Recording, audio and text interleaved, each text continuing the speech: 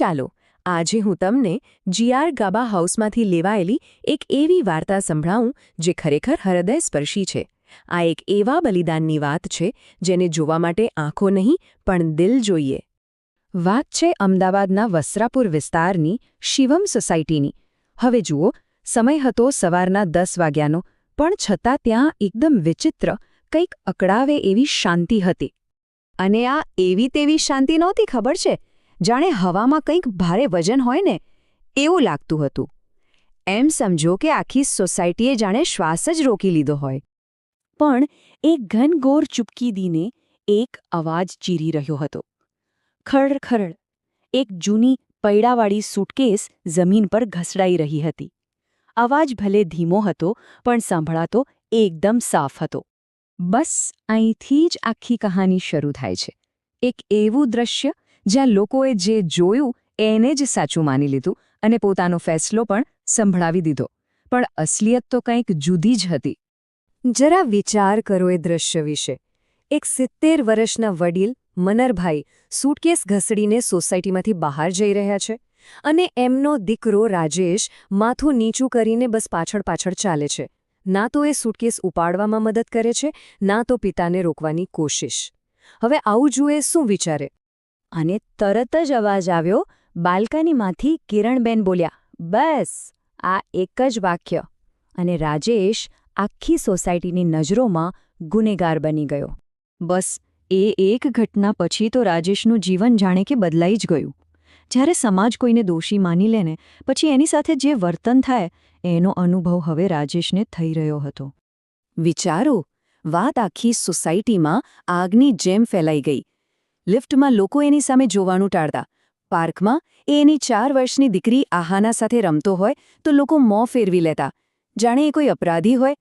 અને સૌથી ખરાબ શું હતું? આ બધું એની નાનકડી દીકરીની નજર સામે થતું હતું. એટલું ઓછું હોય એમ એક દિવસ સોસાયટીના ચેરમેને જેને ટોણો માર્યો.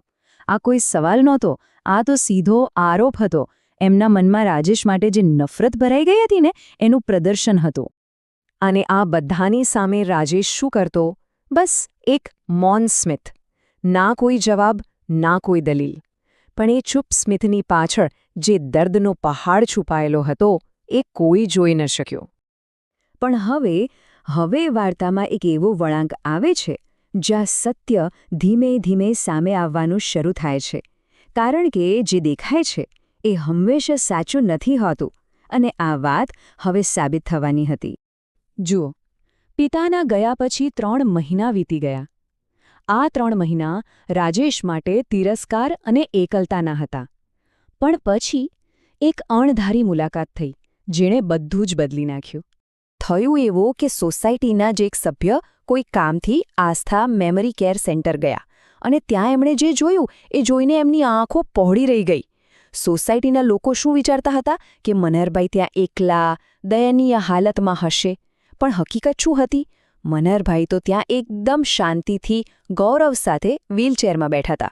એમના ચહેરા પર એક અલગ જ શાંતિ હતી.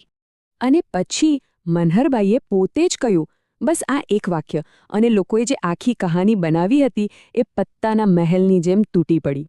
તો સવાલ એ છે કે જો મનહરભાઈ પોતાની મરજીથી ગયા હતા તો પછી એ દિવસે આટલું મોટું નાટક શા માટે થયું? અને પેલી સૂટકેસ, એ ખાલી સૂટકેસનું શું રહસ્ય હતું? ચાલો હવે એના પરથી પડદો ઉઠાવીએ. વાત એમ હતી કે મનહરભાઈને શરૂઆતના સ્ટેજનું અલ્ઝાઇમર હતું, અને એક દિવસ તો બહુ મોટી દુર્ઘટના થતા રહી ગઈ. એ ભૂલથી ગેસ ચાલુ રાખીને સૂઈ ગયા, અને ઘરમાં એમની નાનકડી પૌત્રી પણ હતી. સદનસીબે રાજેશ સમયસર આવી ગયો.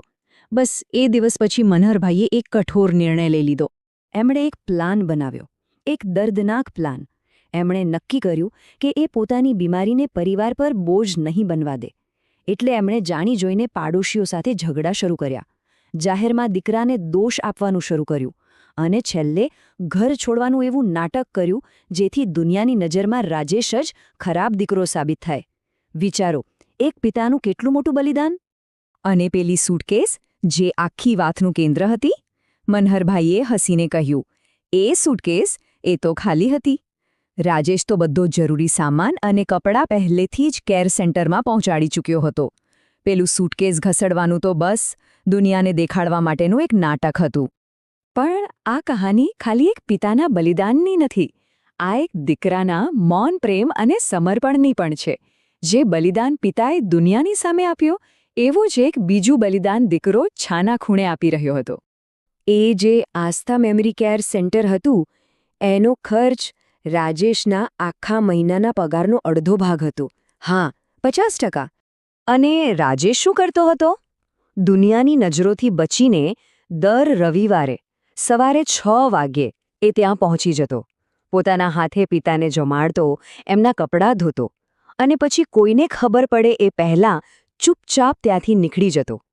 એનો હેતુ એક જ હતો.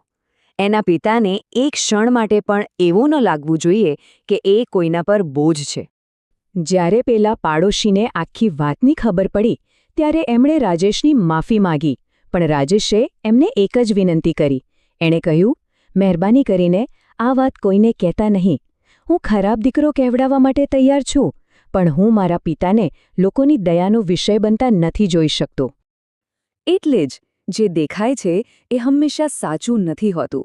ક્યારેક સૌથી ઊંડો પ્રેમ સાથે રહેવામાં નહીં, પણ કોઈને જવા દેવામાં હોય છે. કોઈના ગૌરવ માટે, કોઈના આત્મસન્માન માટે. દૂર થવું પડે તો એ પણ પ્રેમ જ છે. તો આ વાર્તા અહીં પૂરી થાય છે. પણ જતાં જતાં એક સવાલ મૂકી જાય છે. જો કોઈ રાજેશની જગ્યાએ હોય તો શું કરે? આ એક એવો સવાલ છે જે પ્રેમ, કર્તવ્ય અને સમાજના દબાણ વિશે વિચારવા પર મજબૂર કરી દે છે.